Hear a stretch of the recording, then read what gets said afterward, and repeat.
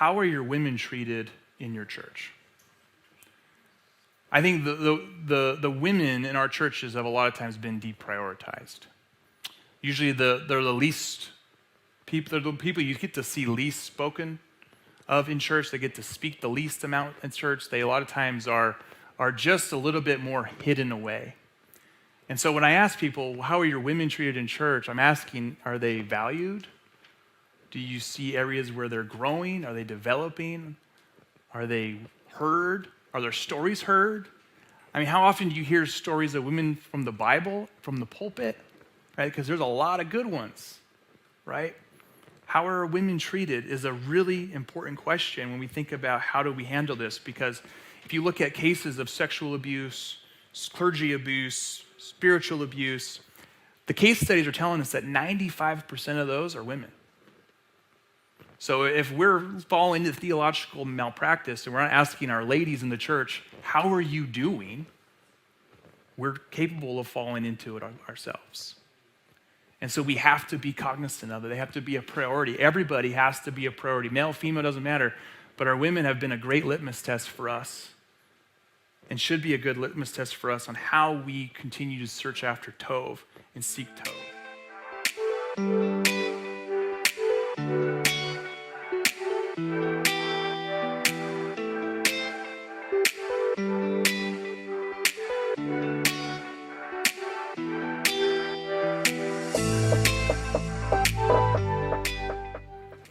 All right, so we are going to continue our Good Church sermon series, and let's do a quick recap. Let's see how much you guys remember. So week one, we talked about how God is Tov. Tov is the Hebrew word for what? Good, yeah. And so we know that from God's Tov that we live out Tov into our community that represents God, that's his people. And so we're looking at what that looks like, and when you're thinking about Tov, there's also this Hebrew word ra, which I haven't really talked about much. And so there's the idea of resisting ra and pursuing Tov, resisting wickedness or evil or toxicity and embracing and pursuing or valuing Tov. So we looked at how a few weeks ago, we looked at how we resist narcissism and value what? Empathy, right? And then we looked at how we resist false narratives and value truth. And then last week, if you can remember last week, it feels like a blur, we resist power by fear and value grace. Good. So this week we're going to introduce a new one. We resist institution creep. We resist institution creep and value a people-first culture. Value a people-first culture. And I want to start by asking a question. How are churches recognized in our day and age? How do you recognize, how do you reflect, how do you remember church? For me, it's a lot about the names of church. As a church planner, we used to sit around and just come up with church names. What's a fun church name that we could be and represents who we are and reflects who we are? But a lot of times, church names probably should have been second thought before they were released. You guys ever run to a church name where you're kind of like, I don't know if I would have named it that? Anybody? There's a few around here. Now, we don't poke fun at those, but I think it's okay to share them, these church names, and we probably understand why we probably should have thought before we released this name. So let me give you some funny church names. How about that? Should we do some funny church names? Here's the first one. The Original Church of God, number 2. These are real, by the way. Original Church of God, number 2. This one I think is in Yakima, Church of Godzilla. How about this one? Flippin' Church of God in Flippin', Arkansas. The Flippin' Church of God. This one's better shaken than stirred. James Bond United Community Church. James Bond. Now, I really want to know the story behind that one. I don't understand. James Bond United Community Church. How about this one? This one, again, I have no context for. Hell for Certain Church. Hell for Certain Church. Going for that real wow factor, I guess. And then how about this one? All Saints Parish Church. Parish, P-A-R-R-I-S-H. All Saints Parish Church. Probably should have had another take a second to think about that one before you put that one on a board. All Saints Parish Church. So we think of names, we think of brands. Church a lot of times is affiliated with branding. We a lot of times you see church brand, you recognize exactly what it is. There's feelings, there's emotions, there's characteristics when you think of brands. Structures of behavior as well. A lot of times you might think of a church as a structure of behavior. You think of this as something the behavior of the people are either for or against, dislike, the like. You might think of leadership style, organizational leadership style. So many churches are named after their organization. So Episcopalian is an Episcopalian model. Baptists have a congregational model, the different types of leadership associated with those churches. More prevalent these days probably is speakers, teachers, pastors. The faces of these churches a lot of times are how we recognize and reflect these different churches. For many of us, I think when we think of church, what we really think of is the institution of church. We think of the organization of church more than maybe what the biblical idea of church tends to be. In definition of institution, this is what Webster's dictionary says: an established organization or corporation, such as bank, university, or church, especially of a public character. So a group of people who come together and are reflective out into the communities, the public, is really what the definition of institution is. Universities, banks, churches are great examples of institutions. It's an outward-facing assembly, right, for a particular purpose, the purpose of serving a particular need or function within a community. Now, the problem, though, is as churches grow, institution becomes the most important thing. We start to think about the 501c3s, the brandings, the names, the leaders. We start to put them up into places where they become the recognition of the church. The purpose of the church becomes the preservation of these things rather than what it was to begin with. When a church starts to do that, or really any organization does this, universities, businesses, anybody can fall into this because it's an assembly of people, organization of people. What happens, though, is slowly is what's called institution creep. Institution creep. And the scary thing with institution creep is that it usually happens when things are going well. This is something to resist when things are going well, right? This is why we're talking about this, because as Jeff said, God is doing amazing things here. I think God I get to see it every day. I get to see it in people. I get to see how he's healing my life. And it's these times where we have to be able to know how to resist things like institution creep and value a people-first culture.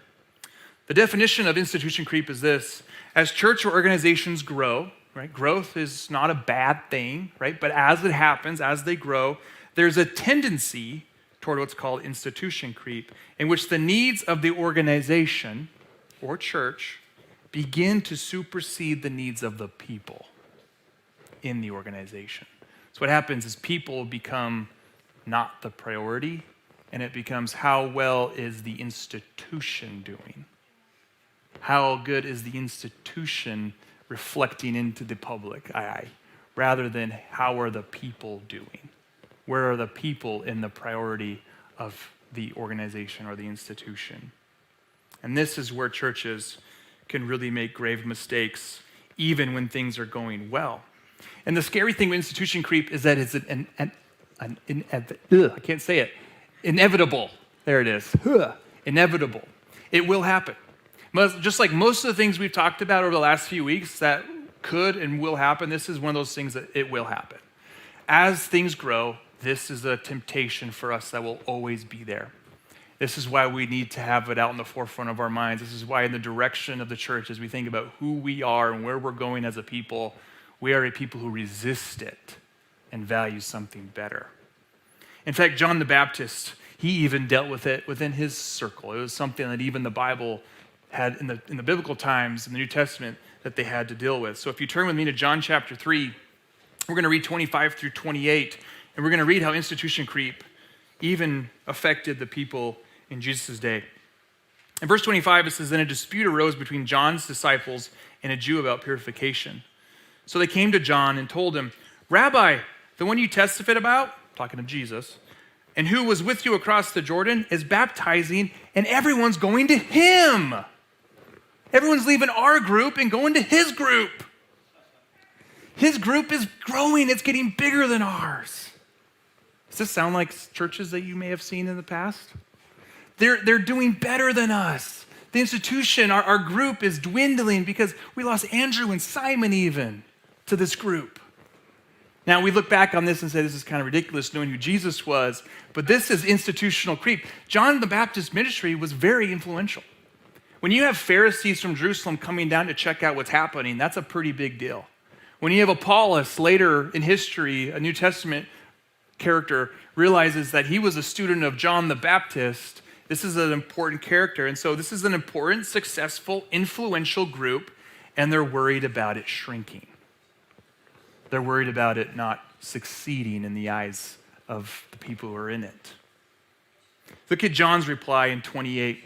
He says, guys, you yourselves testify to what I said. You're a witness to what I've said. I am not the Messiah, but I have been sent ahead of him. He says, don't forget your purpose. Don't forget why we were here in the first place. Why we were even baptizing in the wilderness to begin with. It wasn't to create an organization that loves baptizing people.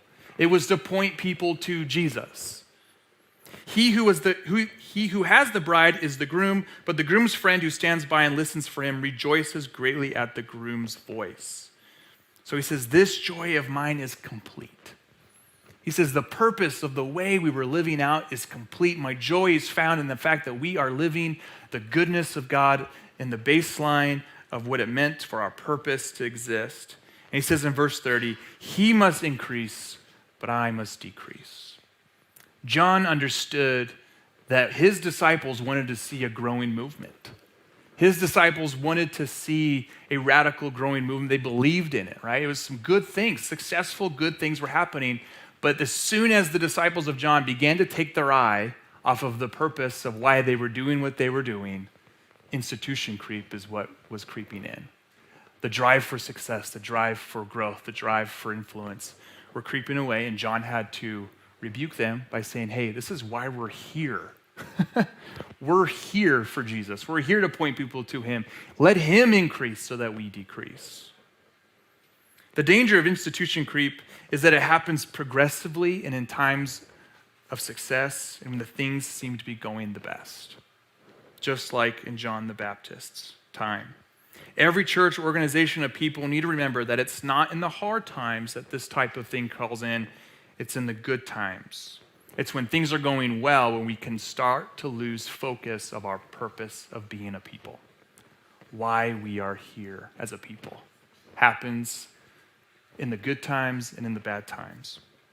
So I created what's called the culture curve.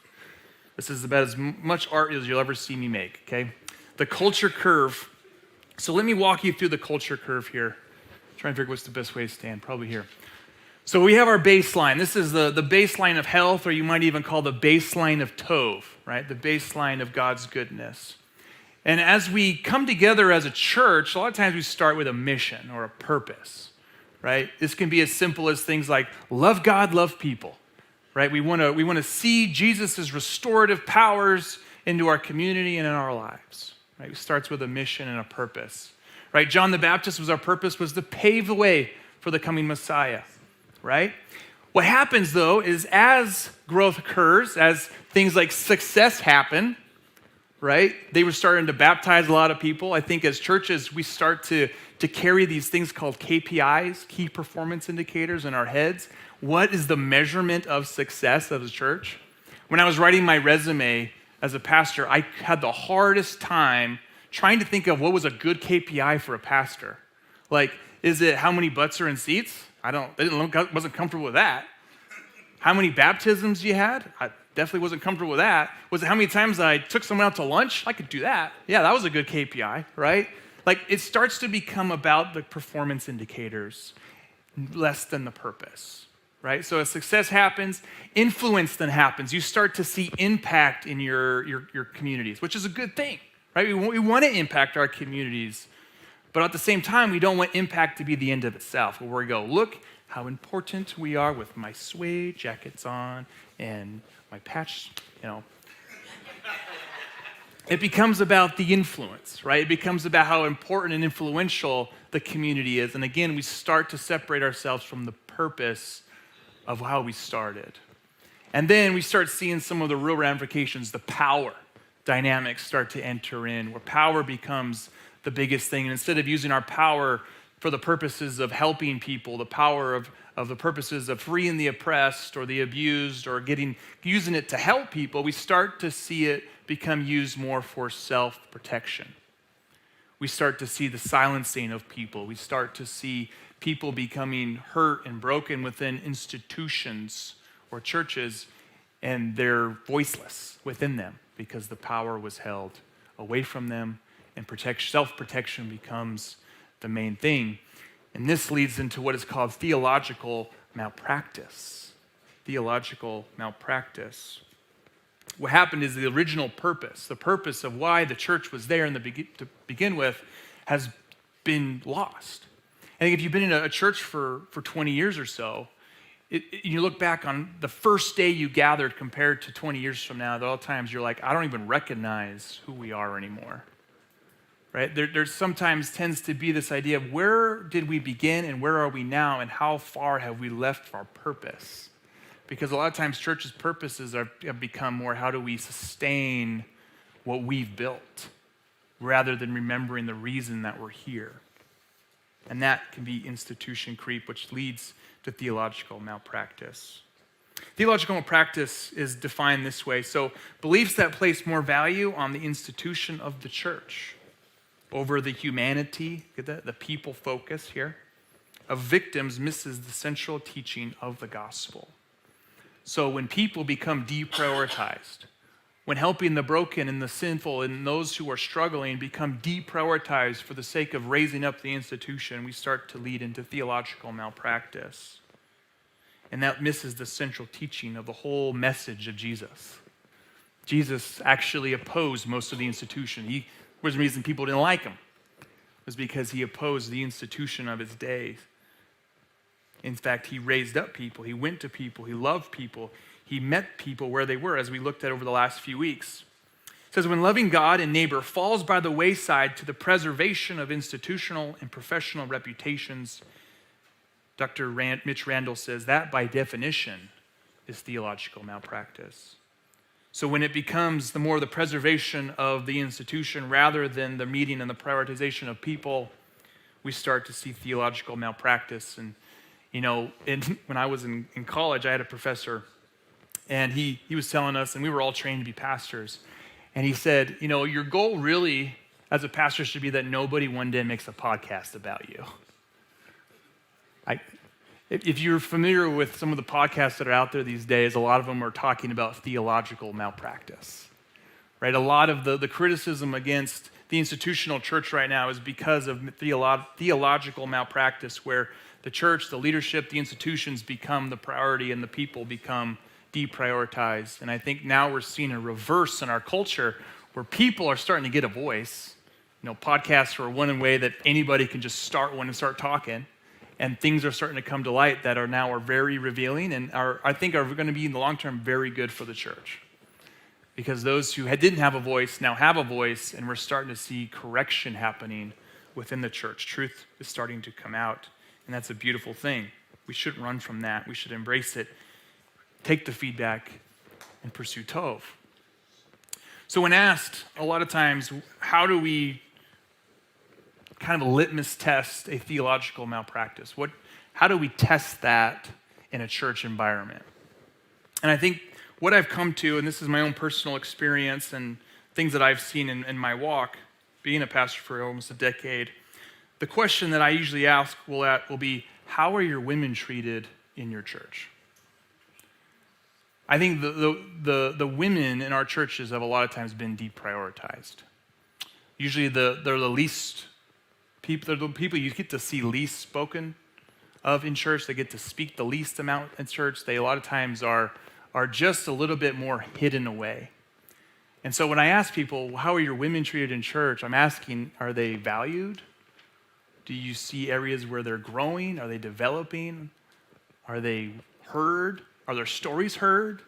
I mean, how often do you hear stories of women from the Bible, from the pulpit, right? Because there's a lot of good ones, right? How are women treated is a really important question when we think about how do we handle this, because if you look at cases of sexual abuse, clergy abuse, spiritual abuse, the case studies are telling us that 95% of those are women. So if we're falling into theological malpractice and we're not asking our ladies in the church, how are you doing? We're capable of falling into it ourselves. And so we have to be cognizant of it. They have to be a priority. Everybody has to be a priority. Male, female, doesn't matter. But our women have been a great litmus test for us and should be a good litmus test for us on how we continue to search after Tov and seek Tov. Because women, your feedback and your voice is extremely important to the health of this church. Like I told the women at our women's launch, I said, a healthy church has healthy women in it. And your voices are extremely important to us. Your feedback is important to us. Your perspective is important to us. I have women in our sermon meetings. We talk about what we're going to teach about that Sunday. You know, it's really important to gather that perspective. And at RLC, my dream is that everyone has a voice. Everyone is heard. Everyone's stories are capable of bringing change to a group of people. You are as important as anybody else in our church. So how do we develop people-first cultures? From a place of theological malpractice, how do we develop people-first cultures? Well, let's look at the other side of that graph. How do we get into people first? Well, we have to remember that the people are the mission, right? The people are the mission. The mission is not to grow a large church, right? Give me a Tov church over a 10,000 person church any day. Any day. Not even a hesitation, because people are the mission. Jesus built his community as people focused. He was there to serve people. He was there to restore people. The whole book of the Bible, the whole main theme through the entire thing, from Genesis 1 to Revelation 22, is about the restoration of God's people. From the moment they sin to the moment they're redeemed at the final judgment at the garden in the return of Eden. In Revelation 22, it's about God's restorative power for humanity. His purpose from day one has always been, how do we restore people? It hasn't been about growing organizations. The kingdom of God is made up of people, different people, all kinds of different people within the kingdom of God. It's about restoration. So we must remember that as we pursue people-first cultures, we are in the restorative business the same as Jesus was. That we're not in the business to grow big numbers and have 200 baptisms that day for no particular reason, which, I mean, not a bad thing. Hear me out. But at the same time, that's not the indicator of success. People being restored shows that Jesus is moving and working within our midst. I don't care if we work all year, we see one restoration in somebody where someone becomes free from sin. Somebody comes to the Lord and says, boy, I'm following Jesus now. Success. Good year, right? That's the purpose of being a people-first culture. People are first, and our priorities and our purposes. The second one as we go forward is adelphoi. Adelphoi. This is the main word that you read Paul uses particularly for brothers and sisters, which he calls the church. So there's two words for church in the New Testament. You'll see the word ecclesia, which is an assembly of people, right? An assembly of people in the name of Jesus is an ecclesia, church. The other word is adelphoi, brothers and sisters. It talks about the family of God. And God his mission, his purpose was always to create with him a family. He wants a family. This is why you see the words that are used as far as we are adopted into sonship. We are children of God, adopted by faith. There's a family aspect of siblings coming together under the banner of Jesus Christ and the family of God. It's the number one way that Paul thinks about church. He doesn't think about it from an institutional standpoint. I don't think he would understand what that would even mean as an institutional church. I think all he saw were brothers and sisters gathering together, and how they treated one another was how he was thinking about this assembly. People-first cultures consider one another not according to social status, ethnic status, roles, responsibilities, by their gender. These are all things that are not considered. in a people-first culture. People are considered. But as people who belong to Christ by faith, we are all unified in one in Jesus. When we talk about Pakistan, we are unified in one in Jesus, regardless of our cultural differences. Most of us, I know me in particular, would go over there and probably offend a lot of people unknowingly. Right? A lot of cultural differences there, but there's still a unification that is found in Jesus. The care for siblings is the mark of a people-first culture that are pursuing the goodness of God. When you think about how siblings care for one another, how they look out for one another, how they protect one another, how they believe in one another, trust in one another, see the good and the bad, and love each other anyways, is the model that Paul gives us of what it looks like to be a church. It's a different level of caring when you think about it as a family model. And too often, I think sometimes we say, hey, we're a family, but yet the action is not really family-like. It's more institution-like, right? I want to try to get away from that. I really want to try to create a culture that really says we're family and shows it, means it when it's said. The next one is belonging. The next one is belonging. Relationships are how we foster belonging, not programs. Right? Relationships are how we foster belonging, not programs. Programs are good. I mean, I'm a child of the 90s. I grew up in every program you could possibly have, right? I mean, we did programs really well in the 90s, right? But it wasn't the programs that did anything. It was the relationships that were found in the programs that brought belonging, right? So if we're going to rely on programs, what happens is we institutionalize them and we say we have to protect the program. Whereas the program might be the thing that's hurting people, right? What we need to be looking at is how do we foster relationship? How do we bring relationship through these programs? How do we get people to meet one another? How do we get people in belonging with one another and ownership of what's happening here as a community? It's a different type of question, a different angle. It's relationships that come together. You know, a lot of times, pastors' meetings drive me nuts sometimes, okay? Because you'll be sitting there, and I've heard pastors say things like, how many giving units do you have? And I'm like, I don't even know what that is. Right? And like over the years, I've learned what a giving unit is. But I'm like, if you're viewing people through giving units, that's an institutional creep that I don't think they recognized.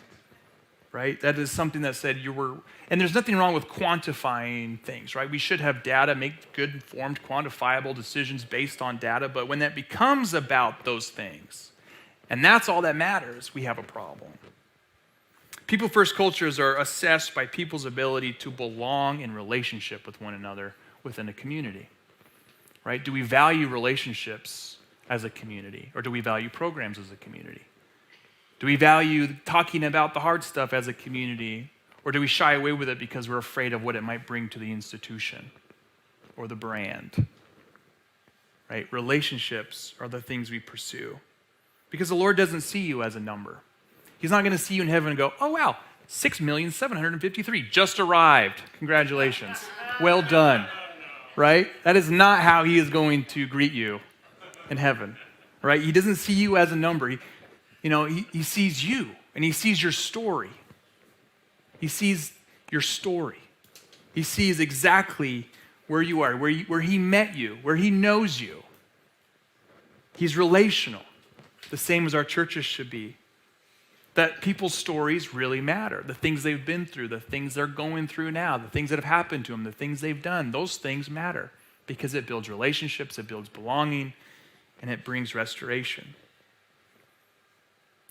The last one is have eyes like Jesus. Have Jesus-like eyes. View people the way he viewed people. Again, he was kind of an institutional opposer, right? I think the institutions didn't like him very much. In fact, they killed him. So that says a lot. Have people-first eyes like Jesus did. He was always looking for people. He was always looking out for people. Whether he be protecting someone from stoning, whether he be speaking out for somebody who couldn't speak out, he was always looking at people. People-first cultures make tov decisions towards people. They make tov decisions towards people. Paul does this really well in a verse that might challenge how you would view this world. I don't know. But let me read it for you. 2 Corinthians 2, 12 through 13. Paul writes, "Now when I went to Troas to preach the gospel of Christ," right? Preaching the gospel of Christ, a pretty important job, right? Pretty cool thing to do as an evangelist. "And found that the Lord had opened a door for me." Wow, he opened this grand door. I could preach the gospel to thousands of people. We don't know, right? Just pretend that's what we know. Huge opportunity. Look what he says in verse 13. "I still had no peace of mind though, because I didn't find my brother Titus there. So I said goodbye to them and went back to Macedonia." Did you see that? The greatest evangelist of all time said no to teaching the gospel in Troas because his brother wasn't there. You know, too often in the institutional church, evangelism becomes this mighty pedestal. The evangelist becomes this pedestal, the guy who's going out or girl who's going out and catching everybody and bringing them in, right? Look what Paul does here. Huge opportunity. Spread the gospel. Good things, great things that we should do. But he says, what's more important is making sure my brother's okay. Making sure Titus is okay. I'm going to cross the sea back to where Titus is to make sure that he's okay, to make sure the Corinthians are okay. When we take things like evangelism and we make them pedestals, people are deprioritized. Whereas Paul, he prioritized people because he knew the gospel mission was about pursuing people, not trying to make yourself into something like a pedestal. So a lot of times in churches, we put them on pedestals. Growth, success, influence, evangelism, whatever that might be, people are deprioritized. This is a great example of how Paul prioritized people, did the hard things, made the hard decisions towards people that were tov. The eyes of Jesus are always on others. He is always others-oriented. How do we be a community that's others-oriented rather than institutional orientation? Instead of worrying about our success, our influence, what if we looked at how people are treated? How others are treated, how others are belonging, how others are valued, how others are worthy, all these things that Jesus did. You know, when Jesus went to the cross on Calvary, he wasn't thinking of numbers and organizations, institutions. He was thinking of you. He was thinking of me. He was thinking of people. Right? It wasn't this grand organization that he was like, I'll take those nails for. I'll take that death for. No, he's like, I'll take it for you. He knew your name. For you, he said, I'll do that. That is a people orientation that none of us will really fully comprehend. The love and the depth of that type of a others orientation. And a Tov group of people looks at others and says, hey, I want to be able to be there for you, for others. You know, when we think about church, you know, when you give time, you're thinking about how this is going to bless others. You might, give financially, whatever it is, you're thinking, boy, how is this going to bless others? Even just like, this building blesses people. I mean, I'm here on Tuesdays for AA meetings and the meetings that we get to have for people in here. And, everything that we do is part of because somebody said, I'm going to give for others. We're all here because somebody in our lives has said, I'm going to give to others. That's the drive behind being a church of Tov or church of goodness, is that we love others, be there for others, care for others, do everything in our lives based off of others. In fact, I dare say our church exists to reflect Jesus by serving and blessing others.